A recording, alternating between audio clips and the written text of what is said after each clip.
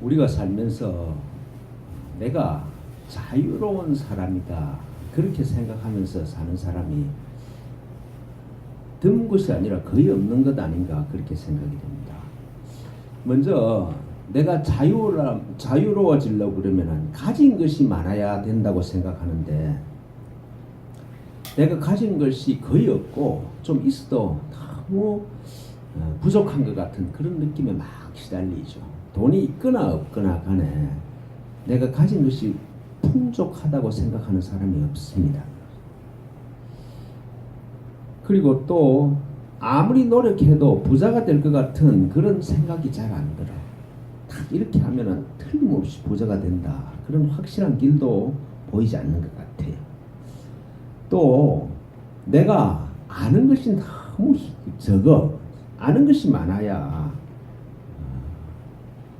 그래도 좀 자유롭게 살 수 있는 것 같은데 내가 모르는 것이 정말 경상도 말로 천지백갈이죠. 천지백갈이로 많은 것 같아요. 이 세상에 성공하고 살려고 그러면은 능력이 있어야 되는데 나한테 세상에서 성공하며 살 수 있는 능력도 그렇게 있는 것 같지 많이 있는 것 같지는 않게 느껴집니다. 성공한 사람들의 이야기를 들으면은 나도 성공할 수 있어 저렇게 하면 되겠구나 하는 그런 자신감이 생기는 게 아니라 저 사람은 어떻게 저렇게 할 수 있을까 하는 그런 열등감부터 생기는 것이 우리 마음이 아닌가 그렇게 생각이 됩니다.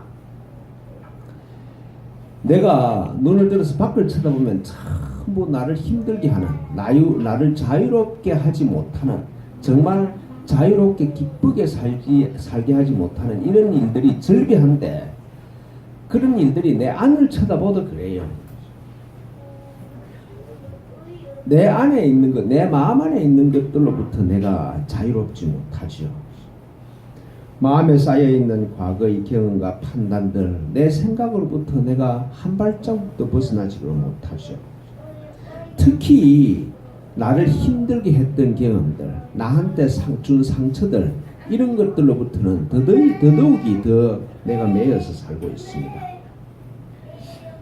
마음에 쌓여있는 과거의 업보로부터도 쌓여있는 그런 마음의 무의식의 짐이 그게 해소가 되지 못하니까 꿈속에서도 악몽으로 나타나죠. 내가 그런 것들에 시달리는 것들도 시달림을 모른다는 증거가 시달리면서도 그렇게 시달린다는 것도 모른다는 증거가 꿈에서 나타나면서 내가 그런데 영향을 받고 있구나 라는 걸 비로소 알 수가 있죠. 안과 밖으로부터 모든 것이 나를 부자유스럽게 하고 삶을 힘들게 하죠. 우리가 살면서 느끼는 모든 한계들 돈이 없고 능력이 없고 가진 것이 없고 하여튼 모든 그런 한계의 결론이 나는 이 장소에 이 시간 한계를 벗어날 수 없는 그런 존재다라는 그런 느낌으로 결론이 나죠. 돈이나 혹은 다른 사람의 시선, 아는 것 이런 것들로부터 벗어날 수는 있어도 시간과 공간으로부터 벗어나는 길은 절대로 불가능하다고 이렇게 살고 있지 않습니까? 우리는 역사의 어느 시점에서 태어나서 그리고 이 장소에서 어느 장소에서 살다가 죽는 것이 그게 우리가 받은 한계이고 내가 그 섭리로부터 벗어날 수가 없다. 그렇게 생각을 하면서 살고 있습니다. 이런 모든 생각, 그러니까 내가 근본적으로 부자유스럽고 그 자유를 행해서 벗어날 수가 없고 그리고 이제 궁극적으로는 시간과 공간으로부터 벗어날 수 없는 존재다라는 그 결론의 대표적인 예가 그리스도가 다윗의 자손으로 오셔야 된다. 그렇게 생각한다는 것입니다. 그런 생각으로 대표적으로 나타난다는 것이죠. 하나님께서 보내시는 구세주인 그리스도가 오시면 우리를 자유롭지 못하게 하는 모든 것으로부터 벗어나게 할 것이다. 그는 다윗의 후손으로 오실 것이므로 이스라엘은 하나님께서 특별하게 사랑하시는 민족이고, 그리고 예수님이 오시는 이 장소는 거룩한 곳이고 예수님이 오시는 때가 거룩한 곳이다. 그렇게 그런 생각을 하죠. 이 사실을 강조하기 위해서 성경에서는 누구를 낳고 이렇게 족보가 창세기에서부터 이렇게 아주 거창하게 나열이 됩니다. 특히 마태복음에서는 이스라엘이라는 공간을 강조하고 그리스도가 다윗의 자손으로 오신다는 사실을 강조하기 위해서 복음서가 이 족보로부터 시작이 됩니다. 오늘 이 말씀이 기록된 누가복음에서도 예수님으로부터 시작돼서 이렇게 족보가 쭉 올라가서 나중에 마지막에는 하나님까지 이렇게 가는 그런 기록이 쭉 있죠. 이런 생각의 연장, 그리스도가 다윗의 후손으로부터 시간 안에 장소의 한계 내에 오신다는 이런 생각의 연장이 예수님을 영접하면은 하나님의 아들로 신분이 바뀐다. 그리고 신분이 바뀌면은 내가 죽으면 천국에 갈 수가 있다.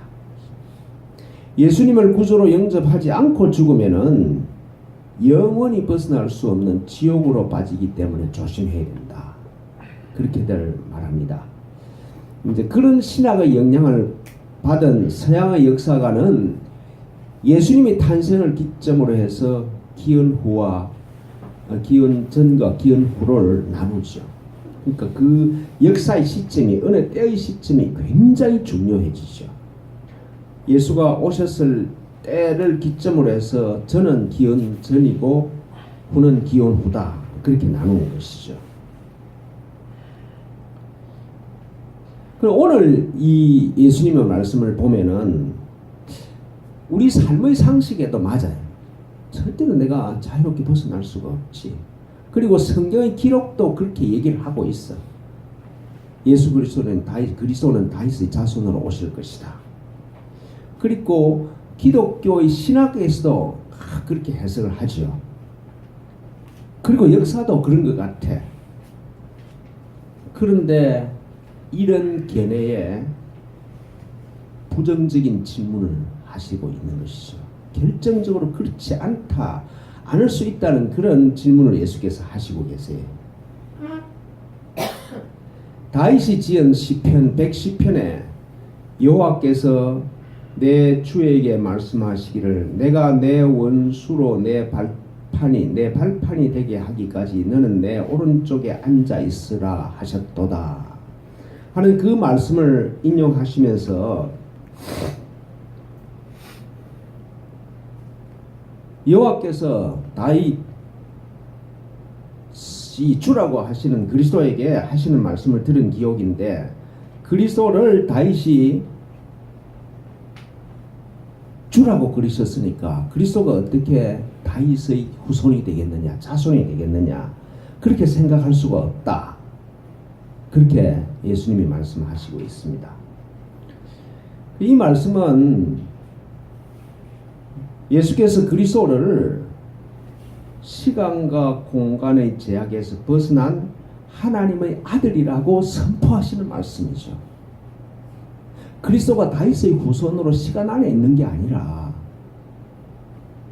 이스라엘이라는 장소의 한계 내에 있는 게 아니라 시간과 공간을 벗어난 그런 거룩한 하나님의 아들이다.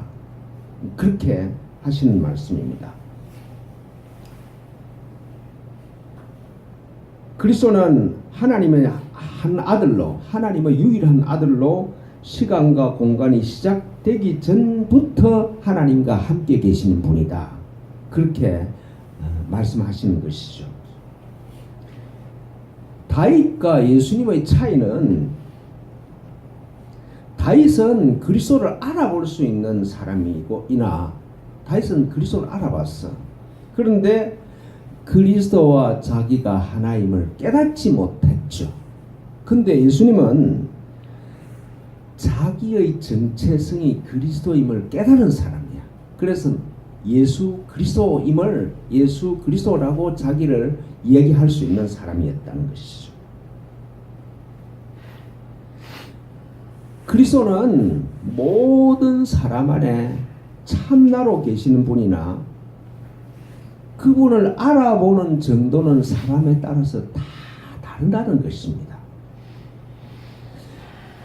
성경의 전체의 기록은 성경 기록의 뜻은 하나님이 창조하신 참나인 그리스도를 깨달아가는, 그리스도로 깨어나는 과정을 설명해 주시는 책이 성경입니다. 아브라함, 모세, 다윗, 엘리야, 그리고 예수님은 사람의 의식이 내가 그리스도임을 깨어나는 과정을 단계별로 보여주는 그런 인물의 예라고 할 수가 있는 것이죠. 아브라함에서부터 시작해서 모세, 다윗, 엘리야로부터 이렇게 쭉 성숙되어가는 그리스도의 의식이 예수님 안에서 완성이 되고 있죠. 사람으로서 자기가 완전한 그리스도임을 깨달은 첫 열매가 예수님이죠.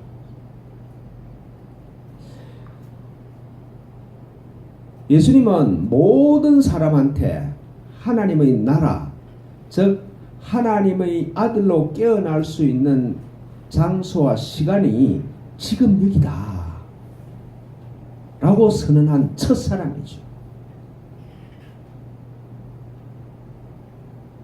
하나님의 아들 그리스도를 알아보고 그리스도와 내가 하나님을 깨달을 수 있는 시간과 장소가 따로 있는 것이 아니라 바로 지금 여기서 가능하다.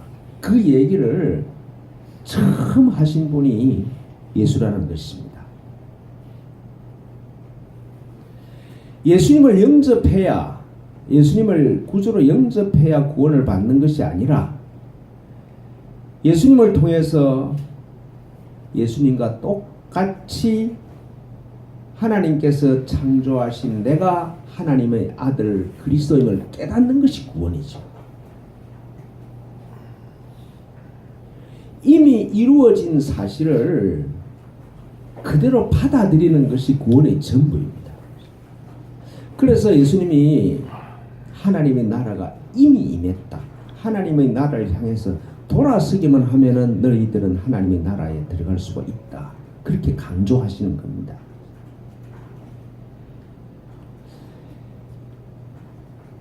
우리가 교회 다니면서 배우듯이 십자가의 고난을 통해서 내 죄가 사해졌음을 믿고 예수님을 구주로 영접하면 내가 하나님의 아들로 입적이 된다, 양자가 된다고 믿으면은 구원은 시간과 장소 안에서 일어나는 사건으로 전락해버립니다. 내가 그리스도로 깨어난 장소와 시간은 있을지 몰라. 그러나 그리스도가 내게 오신 특별한 시간과 장소는 없죠. 내가 시작 때부터 그리스도가 내 안에 계셨는데 그리스도가 내 안에 오신 특별한 장소와 시간이 있을 수는 없는 거잖아요. 내가 내 안에 계신 그리스도를 알아본 시간과 장소는 있을 수가 있다는 것이죠. 잠에서 깨어난 사람이 누워 자고 있는 사람보다 너는 나보다 못하고 너는 문제가 있어. 그럴 사람이 없잖아요. 나는 깨어났고 이 사람은 잔다는 그 차이밖에 없지. 예수님이 그 얘기를 하시는 거라고요.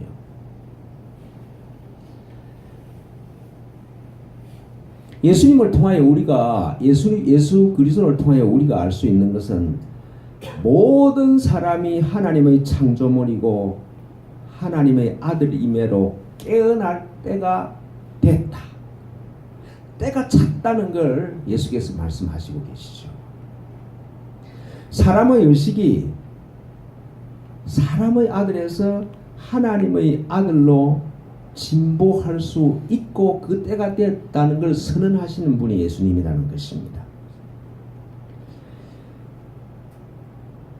내가 그리스도고 그리스도로 깨어나야 된다는 것은 내가 선택할 수 있는 상황이 아니죠. 하나님이 나를 그렇게 창조하셨어. 예수 그리스도를 통해서 내가 가야만 하는 길이 분명하게 드러난 것이죠. 그래서 그 사람이 예수라는 사람이 길이야.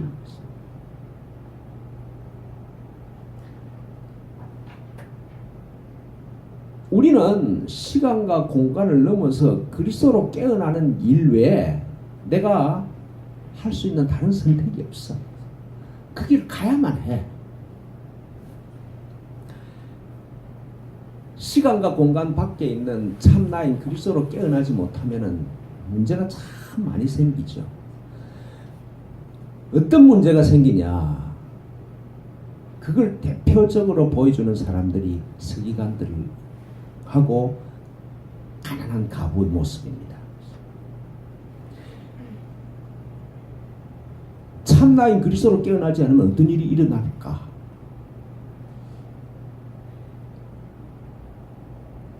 예수님의 말씀을 듣고 있는 백성과 서기관들한테, 백성과 제자들에게 예수님이 서기관의 예를 먼저 들기 시작을 합니다. 봐라, 저 서기관들 봐라. 긴 옷을 입고 다니고 그 긴 옷을 입고 다니기를 원한다 그래요. 그래서 그리고 또 시장에 다니면서 길가에 다니면서 사람들이 자기한테 문안하는 걸 참 잘 계셨습니까? 이러면서 인사받는 걸 원하고, 그리고 회당의 높은 자리와 잔치의 윗자리를 참 좋아하고, 이런 정도의 차원을 넘어서 가난한 과부의 가산을 삼키고, 그리고 위선적으로 다른 사람이 보기에 길게 기도를 하고 있는 그런 자기 과시의 모습을 보아라는 것이죠. 서기관들은 성경을 기록한 사람들의 후손이고, 그리고 자기들은 성경을 생활에 적용할 수 있도록 하나하나 해석을 해주는 그런 굉장한 권위를 가진 사람들이죠. 사람들이 존경할 수밖에 없는 학식과 권위를 가졌다고 할 수 있는 사람들이 서기관들입니다. 하나님의 말씀을 해석하는데 누가 서기관들한테 시비를 걸 수 있겠습니까? 그런 전통적인 권위가 서기관들한테 있는데, 가만히 있어도 사람들이 존경할 것인데 스스로 사람들 위에 서려고 긴 옷을 일부러 입고 다녀. 시장에서 사람들이 나를 알아보냐 안 알아보냐, 나를 알아보고 문안하느냐 안 하느냐, 그걸 쳐다보고 있어. 회당에서 될 수 있으면 높은 자리로 가려고 그래. 과부의 가산을 삼킬 정도로 가난하지가 않은데 과부의 가산을 삼켜야 해.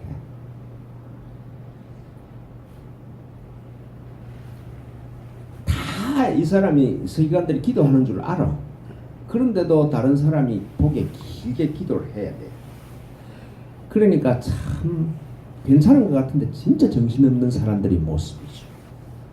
자기가 누군지를 완전히 잊어버리고 사는 그런 모습을 서기관들한테 봐라 이런 말이죠. 예수께서 자 봐라. 서기관들이 그렇게 사회적으로 존경받고 권위를 가지고, 그리고 다른 사람의 존경을 받음에도 불구하고 이렇게 어린아이 같은 치졸한 행동을 보일 수밖에 없는 이유가, 그리스도가 시간과 공간을 넘어선 존재이고 나라는 나와 함께 나와 같다는 것을 깨닫지 못했기 때문이라는 것이죠. 만일 서기관들이 예수님의 모범처럼 자기들의 정체성이 그리스도와 하나님을 깨달았다고 그러면은 이런 행동이 나올 수가 없죠. 그렇잖아요. 내가 하나님의 아들 그리스도라는 걸 확실히 깨달았다면 서기관들 같은 그런 행동이 안 나오지. 아무리 성경을 기록한 후예들이고 성경을 해석하는 권위를 가지고 있고 다른 사람이 다 존경을 해도 그래도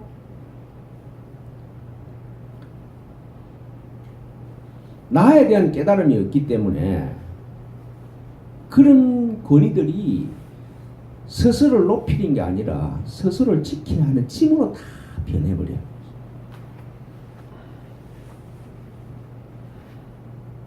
다른 사람의 존경을 더 받아야 돼. 그래서 그걸 자꾸 더 자기 힘으로 지키려 하는 그런 짐으로 다 변하고 있는 것이죠.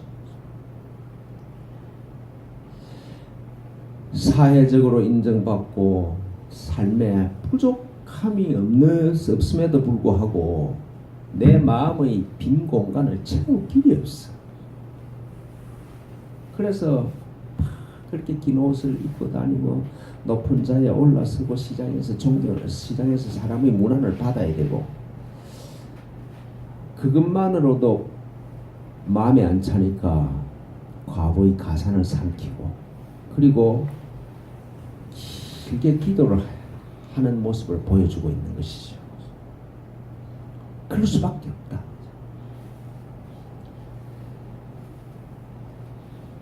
서기관들이 사회적으로 강한 사람들을 대표한다 그러면은 가난한 과부는 사회적인 약자를 대표하죠.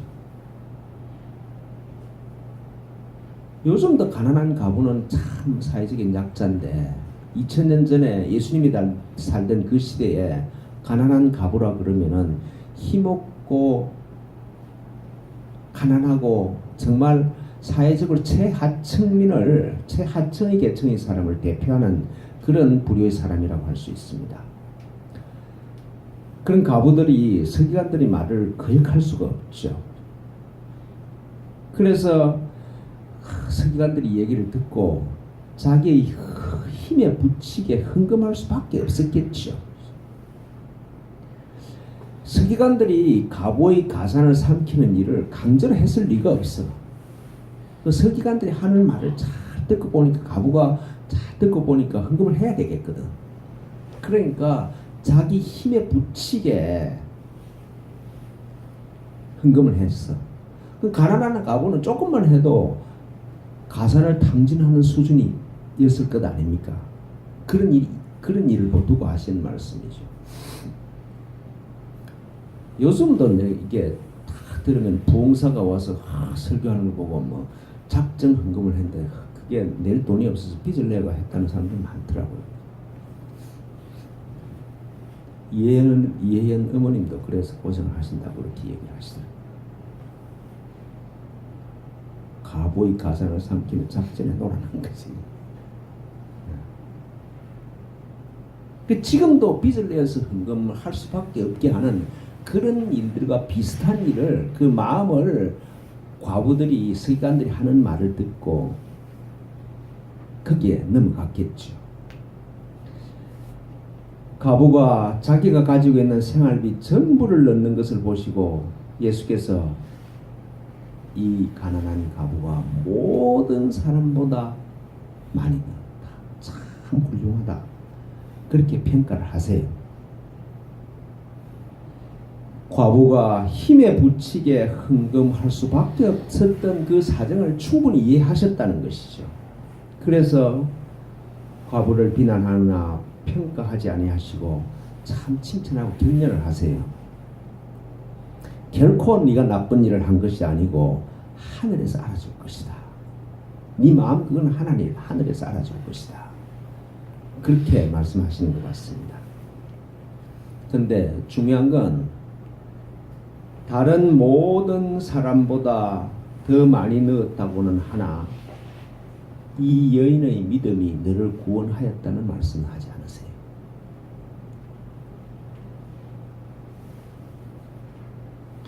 과부의 가산을 삼키는 서기관들의 말에 넘어간 그 일을 찬성할 수 없는 거잖아요.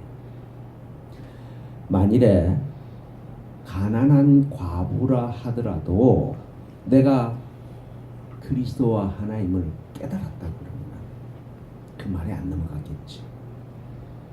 내가 그리스도와 하나님을 깨달았다고 그러면은 그 서기관들의 말에 농락당했겠습니다. 이 오늘 본문 말씀을 통해서 우리가 알 수 있는 건 사회적으로 최상의 평가를 받고 풍족한 서기관이든 사회적으로 약자를 대변하는 가난한 가부든 내가 그리스도임에 깨어나지 못하면 문제는 심각하다는 겁니다. 서기관도 아주 치졸한, 어린애보다 더 치졸한 행동을 보이고 가난한 가부도 거기에 넘어가 버려요. 어떤 처지에 있든 그리스도로 깨어나지 못하면 시간과 공간이 주는 제약에서 절대로 벗어날 수가 없다. 그걸 극명하게 보여주잖아요. 자유롭다고 생각할 수는 있어도 자유로운 존재로 살고 있지 못하는 사람의 모습이 서기관들이잖아요. 자기들이 성경을 해석해 권위를 가지고 있어. 아브라함 후손이야.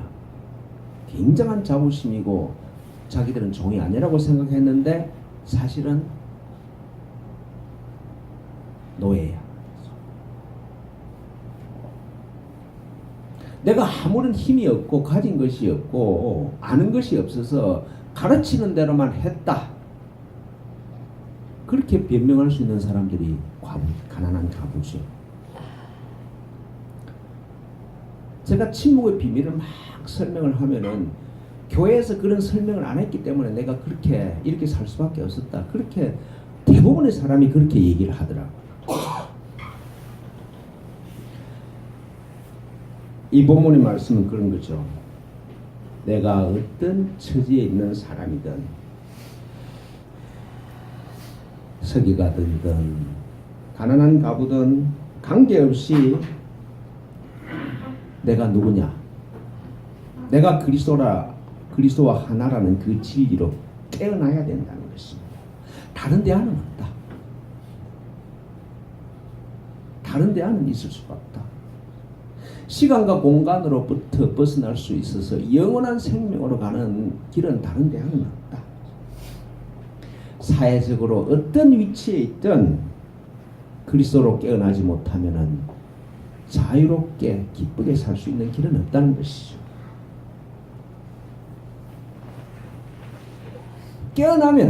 그리스도로 깨어나면은 나를 부자유롭게 할 수 있는 것은 우주 어디에도 없다.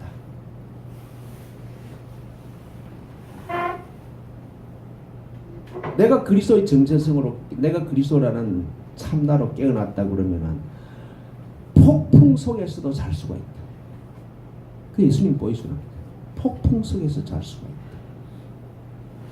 내 배에 그리스도가 타면은, 내 인생의 배에 그리스도가 타면은 목적지가 바로 여기임을 깨달을 수가 있다. 아, 내가 목적지에 도달했구나 하는 그런 안심함이 있다는 것이죠. 오늘 이 말씀을 통해서 예수께서 하시는 말씀은 우리의 마음의 목표가 어디로 향해야 되는지 분명해져야 됩니다. 그 목표를 향해서 내가 전심을 다해서 가야 된다. 내 마음의 목표가 그리스도로 깨어나는 일이라고 그러면은 이게 불가능할 이유도 없고 실패할 이유도 없죠. 이미 내 안에 계시는 분이 그리스도인데, 이미 내 안에 계시는 그리스도를 향해서 내 마음을, 내가 전심으로 향해서 가는데 도달하지 못할 이유가 없고 깨어나지 못할 이유가 없는 것이죠. 마음이 정해지면은, 내 마음이 확정되면은 그 마음의 소원은 분명히 이루어진다. 그 약속을 예수님이 하신 거예요. 가난하다, 부자든 내가 어떤 처지에 있든 관계가 없다. 지금 여기다.